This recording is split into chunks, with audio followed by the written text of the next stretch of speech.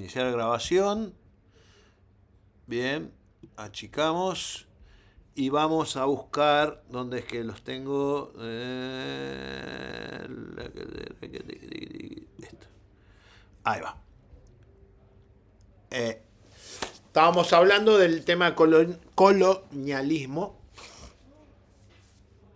Obviamente, el colonialismo lo que busca la destrucción total del patrimonio cultural de los pueblos indígenas o locales, explotación indiscriminada de recursos, injusticias, guerras, masacres, bueno, todo lo que deben haber leído y visto. Hay algunos libros, a ver si, esperen, este no, a ver, ¿dónde está? A ver acá, no, ¿y por qué está repetido dos veces? Este.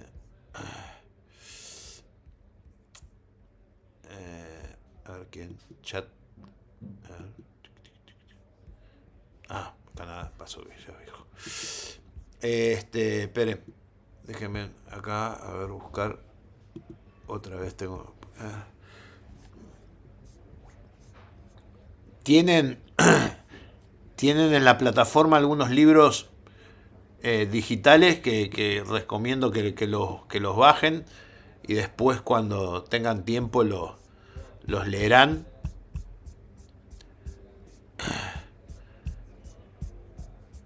A ver, ¿dónde está?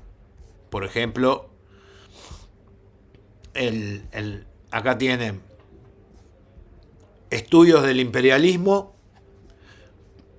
tienen imperios, lo que es la colonización, el proceso de descolonización, la caída de los imperios europeos, básicamente en mitad del siglo XX, colonialismo. Esos son los libros digitales que pueden recurrir si llegan a necesitarlos para, para ampliar un poco más o si les interesa el tema o a futuro quieren tratar del tema para otro curso. El colonialismo y el imperialismo, como le dije, no son lo mismo, son similares. Suponen el control por parte de una potencia sobre territorio o naciones ajenas o remotas por medio de la fuerza, a través de la influencia política, económica y cultural.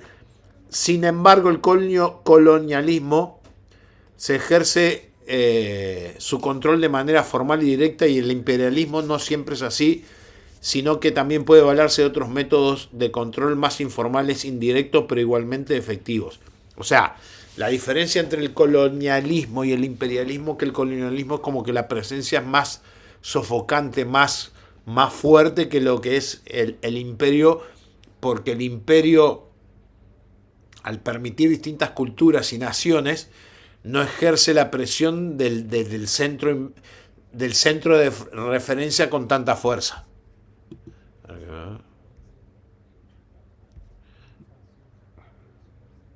Bueno, acá tienen nuestro colega y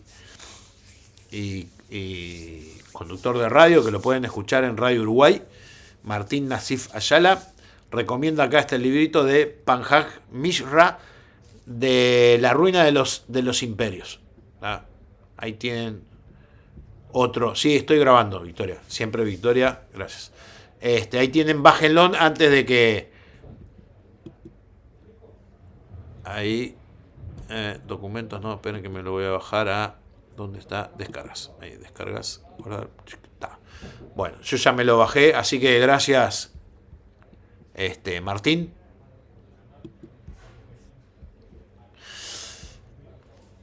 El colonialismo es un sistema político de dominación. Hoy estoy mal. El imperialismo es más, tiene más un perfil de ideología. El colonialismo está dentro del imperialismo, pero el colonialismo es apenas una de las varias formas que puede asumir el imperialismo. Son unos juegos de palabras, pero que sea parecido no quiere decir que es igual.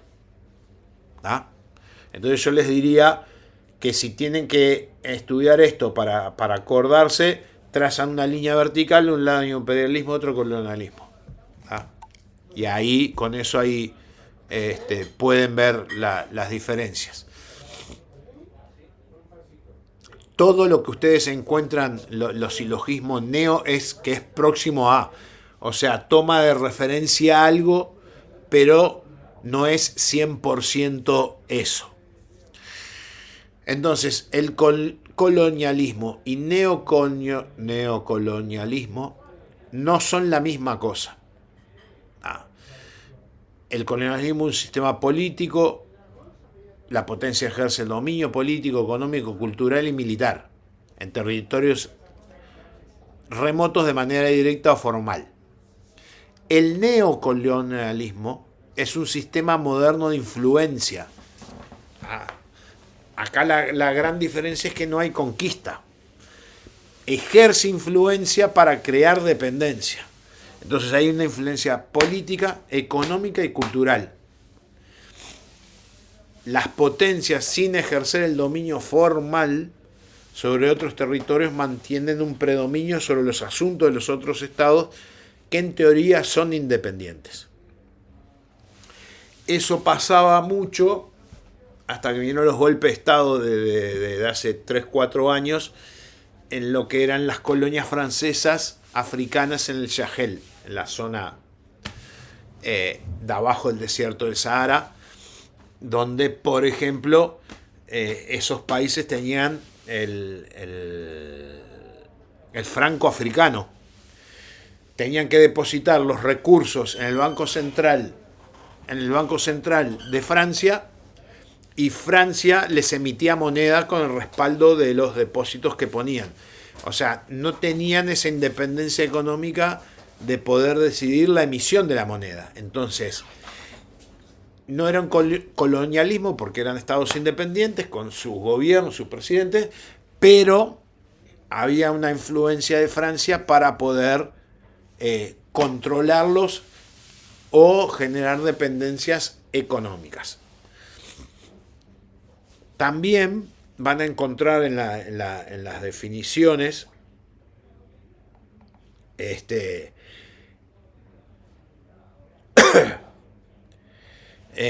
van a encontrar en las definiciones que es lo que dicen que es la forma moderna de colonialismo, ya que las potencias o nuevas naciones hegemónicas ejercen su influencia, otra vez económica, política, cultural. Y el neologismo neo, como lo ven ahí, que viene del griego, que significa nuevo. Muchos lo utilizan como la palabra nuevo, pero muchos lo utilizan como próximo a.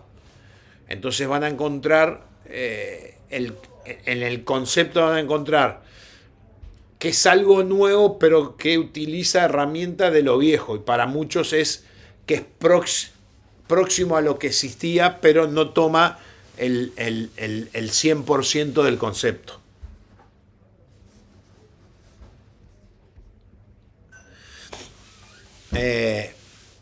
Como les dije, se basan en el dominio indirecto de grandes potencias sobre otras. Normalmente está motivado por razones geopolíticas, económicas y el brazo ejecutor es la supremacía militar. Para muchos el neocolonialismo es lo que siguió la descolonización, porque ustedes tienen que pensar lo siguiente: si vino el imperio o vino el Estado y colonizó, armó toda una estructura administrativa, burocrática, de élites, judicial, de educación, distribución de terrenos, venta de terrenos, todo eso, cuando se va no puede desaparecer. Por eso la Revolución Rusa es un referente de estudio para relaciones internacionales, porque cambia todo ese modelo. Todo lo que era propiedad privada pasa a ser propiedad colectiva. En las colonias, cuando se van, dejan ese modelo, que ese modelo nace dependiendo, mejor dicho, no solo dependiendo, sino para abastecer a la ciudad principal o al poder central de ese imperio. Entonces, cuando se independiza es muy difícil que cambie la estructura, el modelo, la educación, las lógicas. Eso yo lo veía en el Congo cuando estaba allá, que me sorprendía que después de todo lo que pasó con los belgas, cómo los congoleses recibían a los belgas, que eran para el tema de inversiones, industrias y todo ese tipo de cosas, como que eran los referentes. Y eso también lo vi en Senegal, en Dakar, y también lo vi en Camboya. En Camboya, el gobierno francés, la inversión que hacía dentro de Camboya era brutal. Y cuando uno cruzaba a Vietnam, si bien Vietnam había sido francesa, los 12, 14 años que estuvo el ejército americano, la huella que dejó fue muy, muy grande. Entonces, uno veía en Vietnam que los veteranos hablaban francés y los jóvenes hablaban inglés. Y ahí estaban esas peleas. ¿Ah?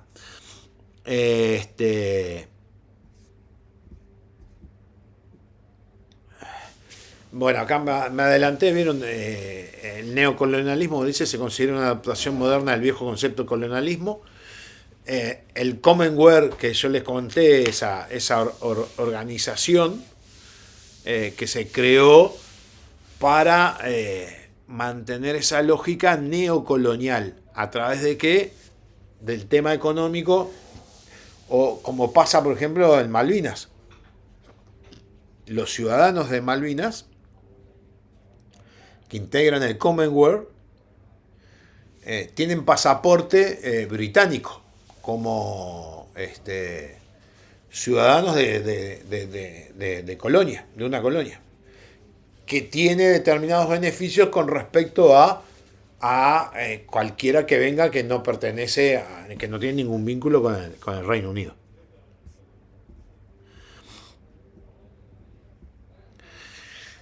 También lo pueden encontrar como el efecto de colonizar, o sea, en las películas futuristas eso se ve muchísimo. El establecimiento de una colonia o parte de un país o un territorio ajeno alejado de sus fronteras. Establecimiento de un grupo de personas en un territorio distinto.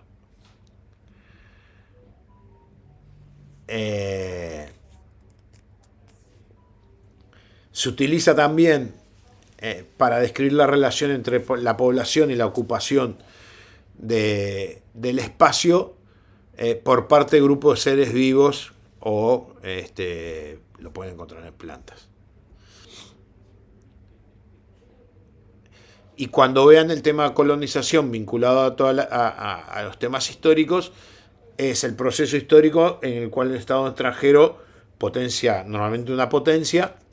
¿Por qué tiene que ser una potencia? Pues tiene que tener recursos para poder llevar a cabo esa colonización, trasladarse, instalarse, producir, fabricar, traer gente, mantener un vínculo con el centro de poder. No puede ser cualquier país. Cuando Portugal decide no ser más imperio y entrega todas sus colonias, las independiza, el que asume el rol de imperio cultural y de vínculo con las ex colonias de Portugal, adivinen quién fue.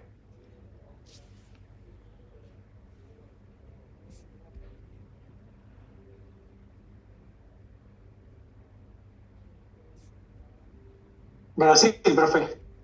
Exactamente, ¿quién fue que habló? ¿Martín? Sí, sí, Martín. Sí, es Brasil, a tal grado que Brasil iba, Haití fue la excepción porque Estados Unidos se lo pidió para que hiciera el rol de potencia en América. Brasil comanda siempre la misión de Haití y es el que tiene más tropas, pero después en las misiones de paz de Naciones Unidas, Brasil participa con efectivo siempre y cuando que los países a los cuales se iba a ir hubieran estado vinculados al Imperio Portugués. Angola, Mozambique, Timor. Eso fue bueno, después, por un tema de política exterior, participaron en el bloqueo del Líbano y participaron también como el jefe militar fue brasilero en el Congo. Pero eso ya viene en la época de que asume Lula como parte de su política exterior. Pero los grupos de oficiales de las marinas, que es lo que conozco, de Angola, Mozambique, Namibia, no sé si Timor, estudian en la Escuela Naval Brasilera y se forman ahí y egresan como oficiales de marina, de la Marina de Namibia en Brasil. ¿No? Como hablábamos, la colonización puede llevarse en forma violenta. ¿No?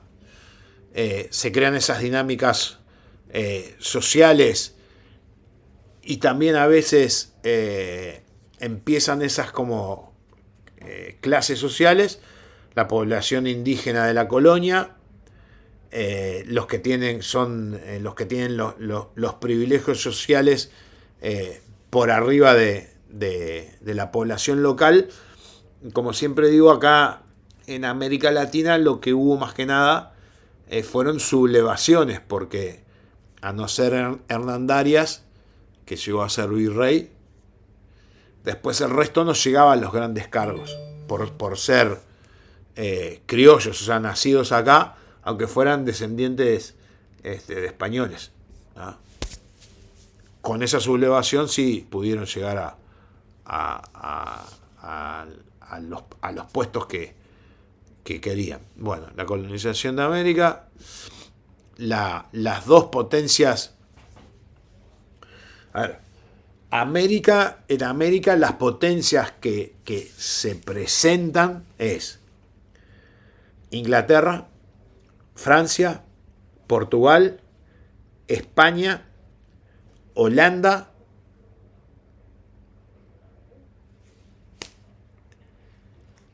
Bélgica y ta. Las dos principales, o sea,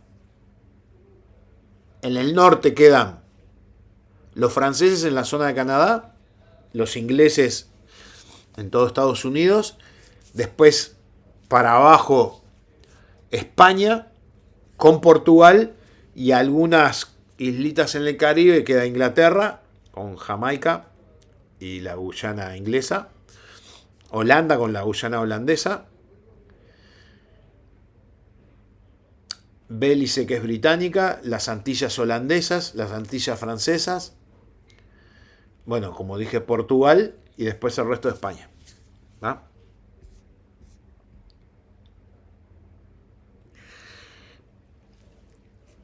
La diferencia con la colonización española es que, como les decía, lo que tienen que diferenciar de la británica es que los españoles no fueron depredadores.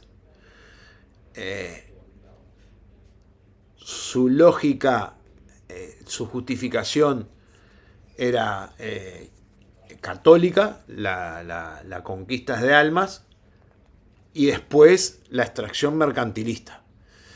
Lo que no desarrollaban, a diferencia de los británicos, eran esas élites administrativas, como pasa con Reino Unido en sus lugares donde llega, donde se ve más es en la India, porque se independiza y hay toda una burocracia administrativa para poder funcionar. ¿Ah?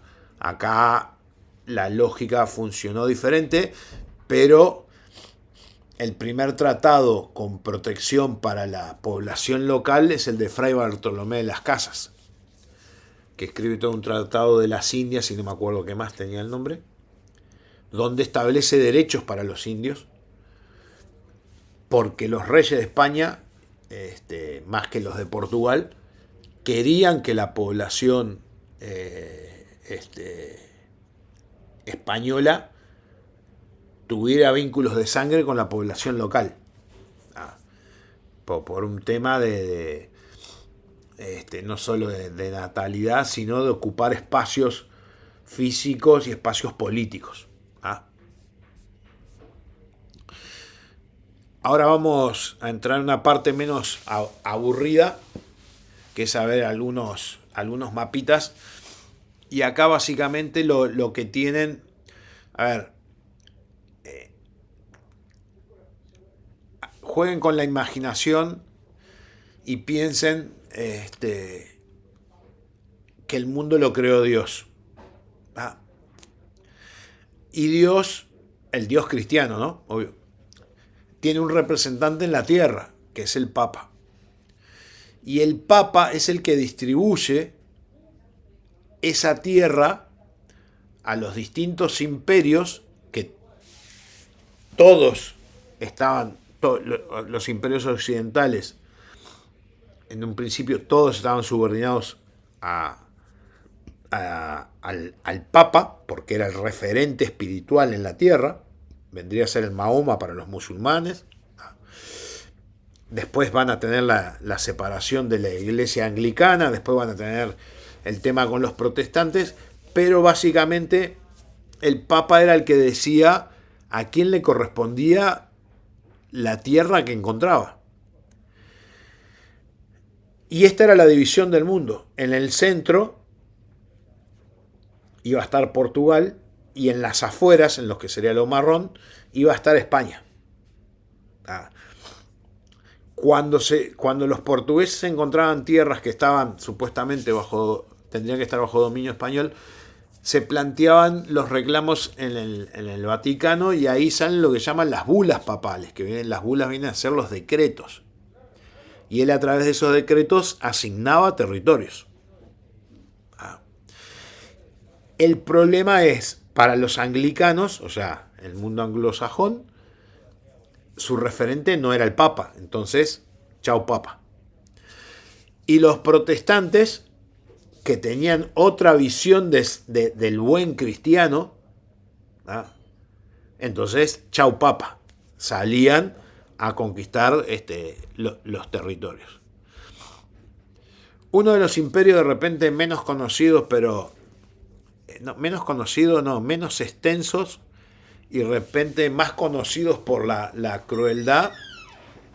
Ustedes hay un montón de documentales y políticas muy interesantes de la lógica que utiliza el rey Leopoldo para ese territorio que ustedes ven ahí, que es el Congo, que por un tema de formación de mapas prácticamente entra toda Europa adentro del Congo, y se lo regalan al rey Leopoldo los monarcas europeos como un lugar para que vaya a hacer vacaciones, que nunca lo pisó, pero que lo explotó de una manera impresionante.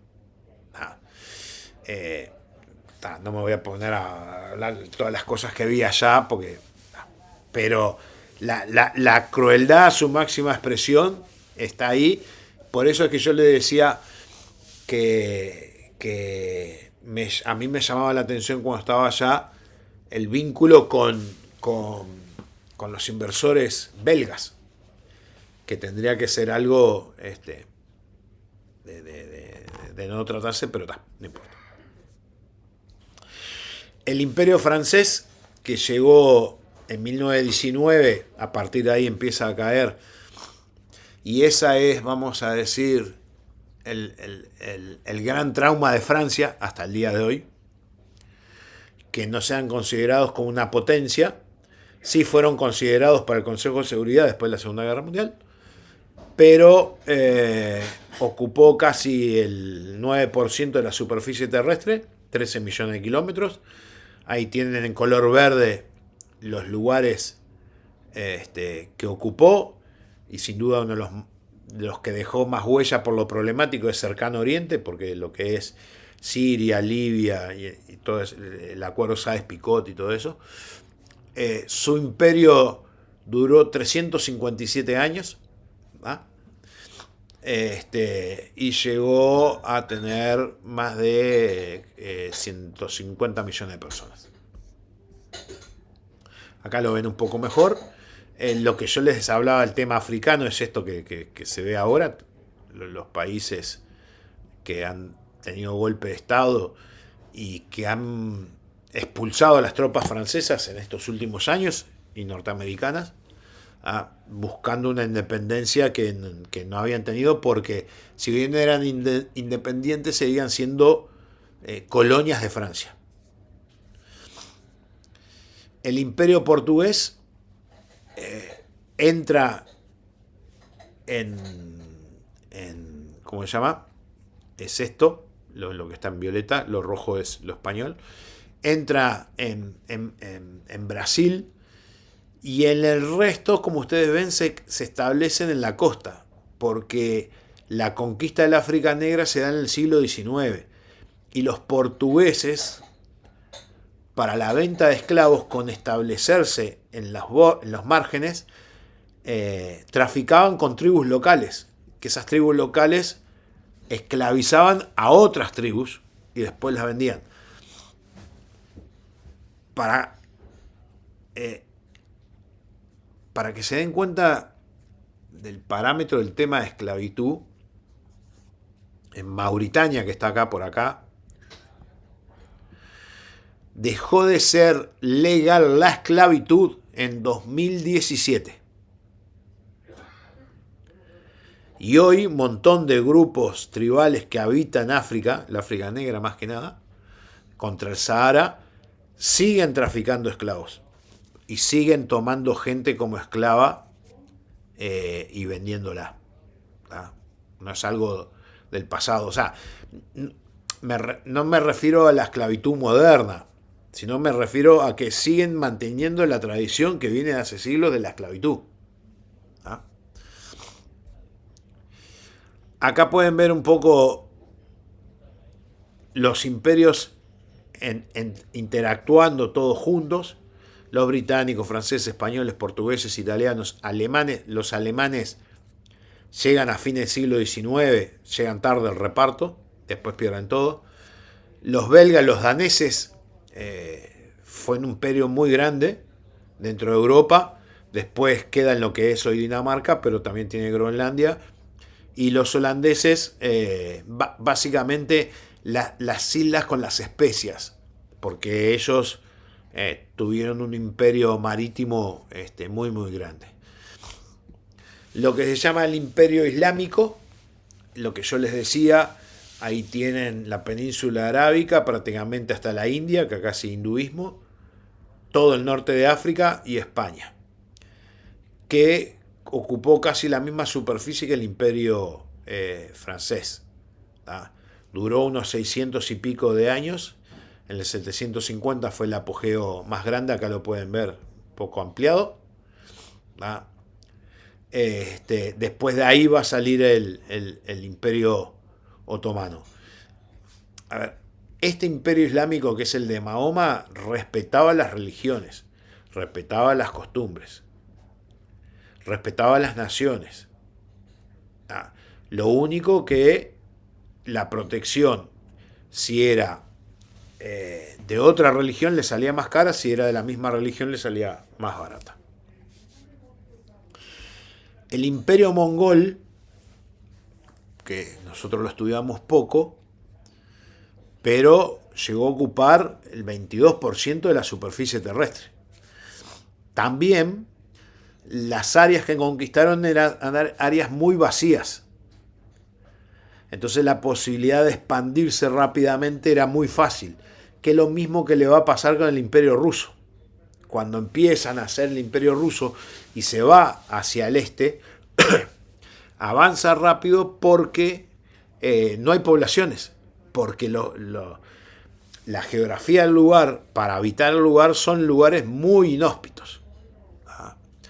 Duró unos 190 años y el punto más importante fue en el 1210. Llegó hasta las puertas de Roma. El imperio chino, que no es la China actual, es menor en tamaño, ocupó casi el 10% de la superficie terrestre. En 1790 fue el punto máximo, duró unos 280 años, Pero hoy la China de hoy es la vieja China, el imperio Qing, más Tíbet y más territorios que pertenecían al imperio ruso. ¿Ah? Acá tenemos a nuestros amigos, ya para principio de la Primera Guerra Mundial, los turcos, el imperio famoso, imperio islámico, se había reducido el imperio turco otomano, que es lo que están viendo en color marrón. Chipre británica, para variar, ubicado ahí cerca del canal de Suez. Malta, en el pasaje entre Sicilia y la costa africana. El imperio italiano, Francia, el imperio alemán, el imperio austrohúngaro y el imperio británico. Bueno, Gibraltar con Reino Unido también.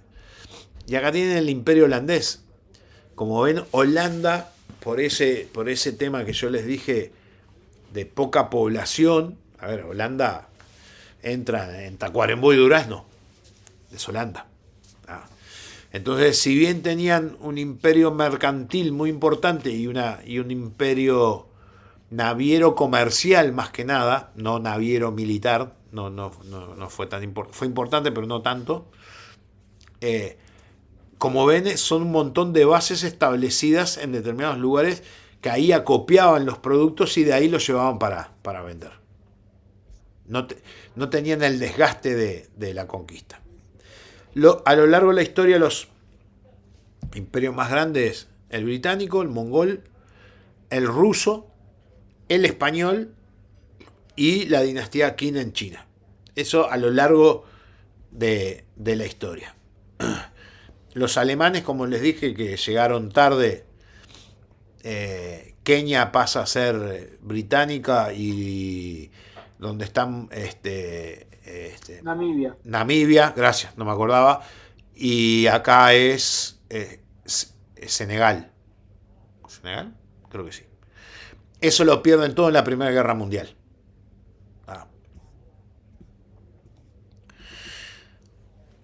El imperio japonés, hay un documental en Netflix excepcional que es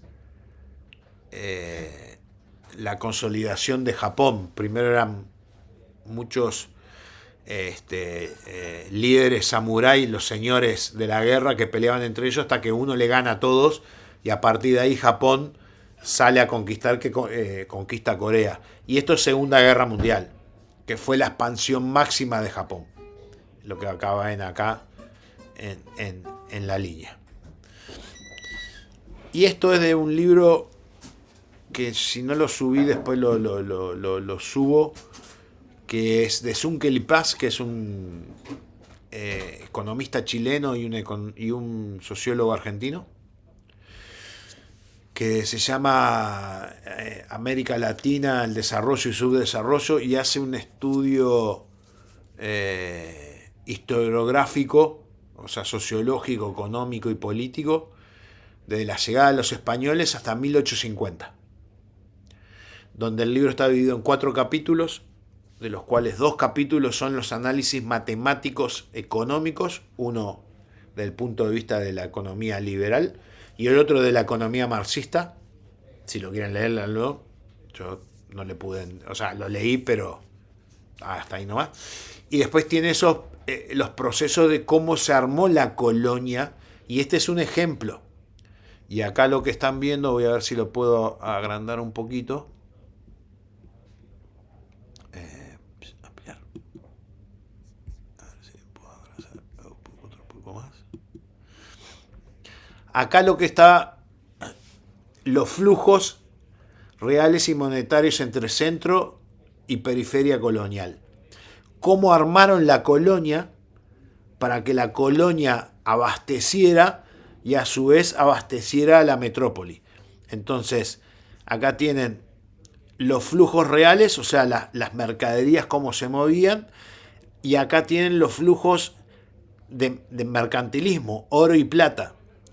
Por ejemplo, esta es una economía tipo C. La economía tipo C, economía de consumo, o sea, lo que producían daba para consumirlo. La tipo S era de subsistencia. Lo que producían les daban para subsistir e intercambiar un poco. Y la economía tipo B era la economía solamente para bienes y servicios. Todo esto está pensado para abastecer a esto, que es la metrópoli.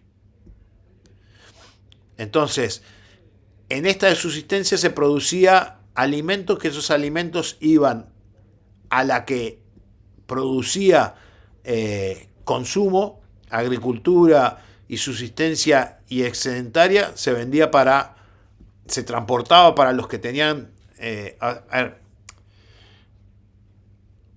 si ustedes tenían la gente sacando minerales,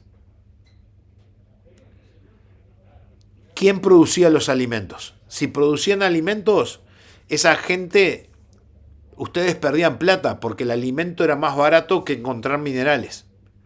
Entonces, de lugares que no había minerales, ahí se producían alimentos y se llevaban a los lugares que había minerales.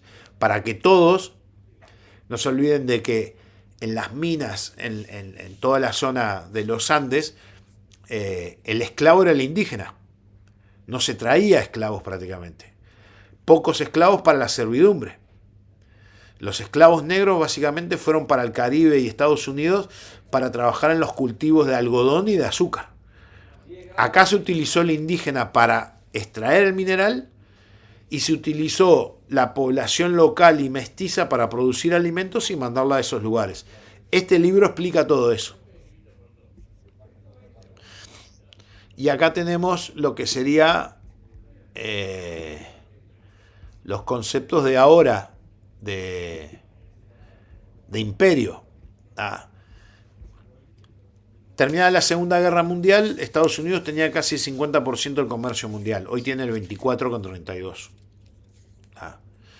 Esto es la distribución económica del mundo que se mantiene aproximado. Bueno. Piritiquitiqui.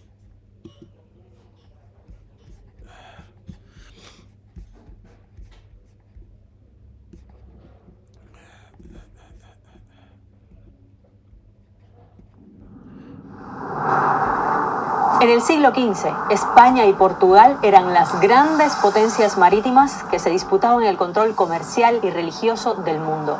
Cuando Cristóbal Colón volvió de su primer viaje a América, empezó una pelea entre los dos reinos, arbitrada por la Iglesia Católica para ver quién tenía el derecho sobre esos territorios. Tras duras negociaciones, acordaron repartirse el globo. Trazaron una nueva línea que dividía las zonas de navegación del Océano Atlántico y del llamado Nuevo Mundo en el histórico Tratado de Tordesillas. En él se decía que todo lo que quedaba al este de la línea divisoria pasaba a manos de la corona portuguesa y lo que quedaba al oeste a manos de la corona castellana. Es por ese acuerdo que cuando el navegante luso Pedro Álvarez Cabral llegó a la actual costa de Bahía en 1500, Brasil cayó bajo control de Portugal. Los dos imperios coloniales dominaron gran parte del continente durante más de 300 años, pero acabaron de forma muy distinta. Al independizarse, la América española se fragmentó en muchos países y la portuguesa quedó en uno solo. ¿Pero por qué? Para entender los distintos rumbos que tomaron Brasil y el resto de América Latina, es importante hablar a grandes rasgos de las diferencias entre los dos imperios a partir de mediados del siglo XVIII. La primera es la organización de los territorios y las consecuencias que tuvo. Para facilitar el control de Brasil, Portugal había separado la colonia en dos. Esa división fue pensada para integrar más el interior de Brasil al comercio portugués de ultramar. Las corrientes del Océano Atlántico hacían que desde Maranhão fuera más rápido navegar hasta Lisboa. Además, Brasil estaba dividido en capitanías generales, cuyos centros de poder se concentraban principalmente en ciudades costeras como Río de Janeiro, Salvador de Bahía y Recife. Era relativamente fácil viajar de una a otra comparada con el Imperio Español, y eso facilitaba que hubiese relación entre las élites políticas y en los distintos puntos de poder. La América Española, en cambio, era mucho más extensa y la forma en la que estaba dividida, incluso geográficamente, era más compleja y fragmentada. Iba de lo que hoy es parte de Estados Unidos hasta el Cono Sur y se dividía en 4 grandes virreinatos y 4 capitanías generales. El hecho de que España no les permitiera tener relaciones comerciales entre ellos durante siglos hizo que tuvieran pocos vínculos y se administraran de forma local. Otro elemento importante era la Iglesia Católica. Tanto en las colonias españolas como en la portuguesa tenían un rol fundamental en el control de la vida cotidiana y política. En Brasil estaba organizada alrededor de un solo arzobispado, el de Bahía. Eso reforzaba los vínculos entre las diferentes partes del territorio portugués que respondían ante un solo centro religioso. En América Española, en cambio, la iglesia estaba dividida en 5 arzobispados, lo que contribuía a que la organización de los territorios españoles fuera aún más independiente. ¿Y qué pasaba con la gente? Bueno, ambas sociedades estaban formadas principalmente por una élite minoritaria de ascendencia europea, una enorme población de mestizos que transitaban entre estratos sociales y trabajadores esclavizados que podían ser indígenas o africanos. Pues bien, todos estaban sujetos al poder de un rey que se encontraba a miles de kilómetros. En ese momento, América Española estaba bajo la dinastía de los Borbones y Brasil bajo la de Braganza. Otra diferencia entre las colonias eran las élites políticas y su relación con el poder local. En Brasil, el poder político de las élites estaba basado en el control de tierras por parte de una oligarquía terrateniente y en el aparato burocrático formado por jueces y magistrados. La corona portuguesa no permitía que se abrieran universidades en Brasil. Se cree que era una forma de control intelectual, una manera de evitar que eso fuera un germen de demandas independentistas. Así que los burócratas se tenían que educar principalmente en Portugal, en concreto en Coimbra.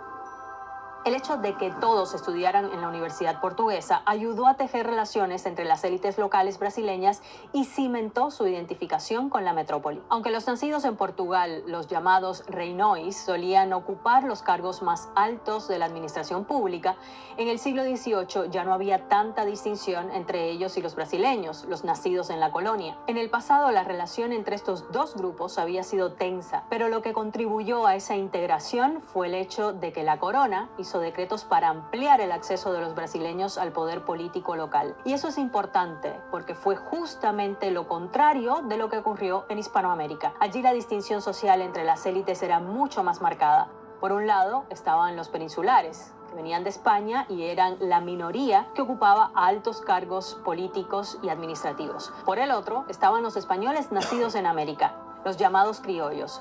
Muchos eran terratenientes, ganaderos o comerciantes y ya a mediados del siglo XVIII eran los que tenían el poder económico. A pesar de eso, ocupaban los puestos más bajos en la administración. Se sentían discriminados porque aunque también eran españoles y tenían recursos, no estaban involucrados en los asuntos gubernamentales de más alto nivel. Esta percepción empeoró tras las reformas de Carlos III, que buscaban recrudecer la política centralista de España en las colonias. Algunos de los cambios impulsados por este rey Borbón supusieron la reestructuración de la administración colonial y la subida de impuestos en América. Uno de los motivos es que España sufría una profunda crisis económica y necesitaba dinero para financiar las guerras contra otras potencias como Inglaterra.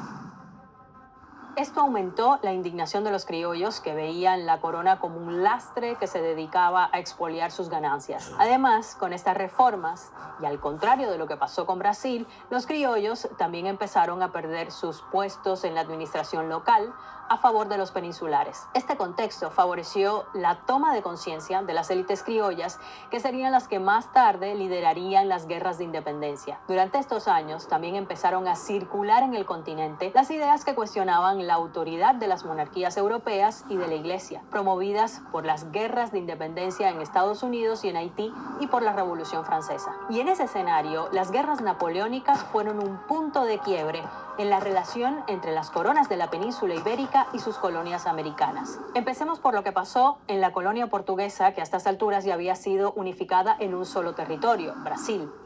En 1808, las tropas de Napoleón invadieron Portugal y la familia real portuguesa huyó a Río de Janeiro. El rey João VI se llevó consigo a toda la corte, los archivos, la tesorería, las bibliotecas reales y 15.000 personas.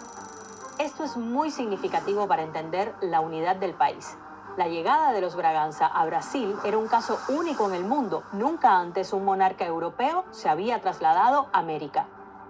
Por el propio interés de la monarquía, Dom João VI abolió el monopolio comercial de Portugal, abrió los puertos y permitió a Brasil tener su propia manufactura. El rey fue un paso más allá y creó el Reino Unido de Portugal, Brasil y Algarves. Es decir, Brasil pasaba a ser el nuevo centro de poder de la corona y Río de Janeiro la capital del imperio.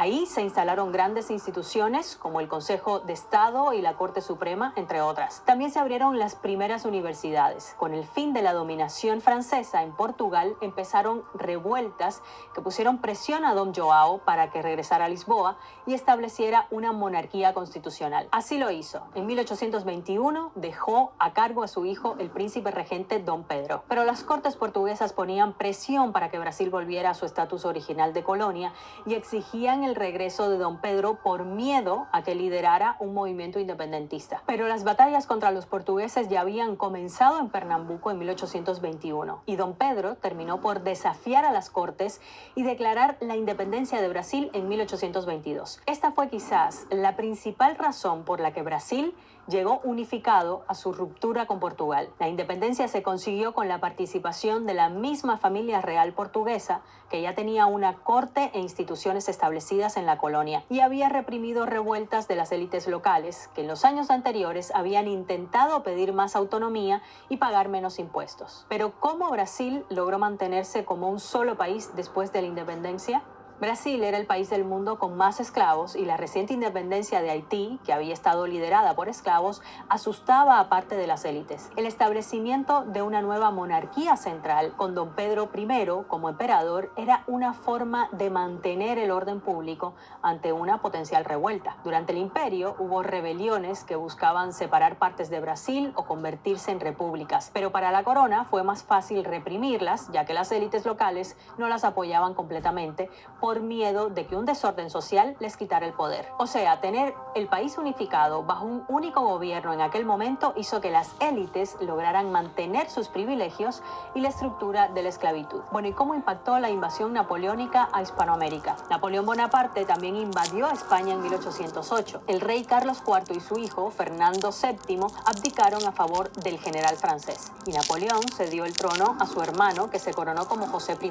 Pero en las colonias, la élite criolla no reconoció al nuevo monarca francés. Esto dejó un vacío de poder en las colonias que los criollos aprovecharon para crear sus propios gobiernos locales, las llamadas juntas de gobierno, y promover movimientos emancipatorios. Así es como en 1809 empezó una oleada independentista y la región entró en un largo y complicado proceso de fragmentación. A diferencia de los vecinos brasileños, estos territorios no tenían una experiencia compartida de gobierno. Además, ninguno de los nuevos centros de poder que surgieron durante esta época, como México o Buenos Aires, tenían poder militar para reunir todo el territorio bajo su liderazgo. Cuando Fernando VII regresó al poder en 1814, intentó someter otra vez las colonias a la corona española en lugar de garantizar la autonomía que habían conseguido después de años de autogobierno.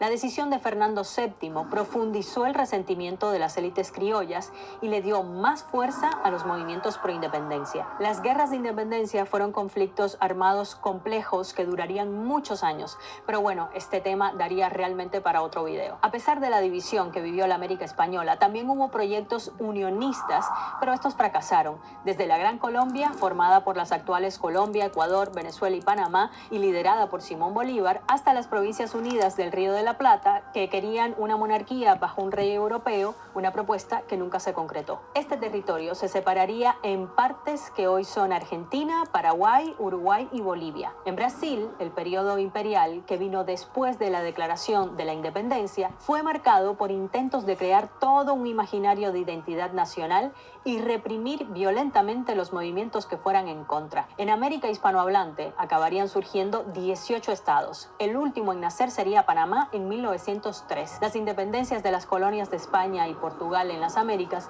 fueron solo el principio de un proceso de consolidación que continuaría hasta el siglo XX, dando lugar al mapa político, económico y cultural que conocemos hoy. Vamos a descansar 10 minutos y arrancamos de vuelta. ¿Va?